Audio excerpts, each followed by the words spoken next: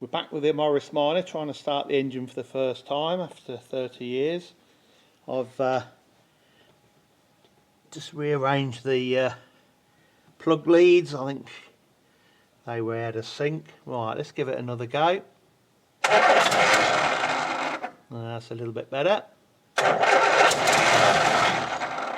She wants to go. Let's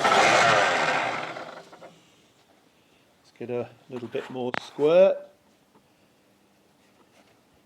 And then I can get the fuel pump working and put some fuel in the tank, and then we can get her running a bit longer. But let's give her another little fire up, see what happens. Yeah, she's going to go. Look at all that smoke. Look, that's all those years of storage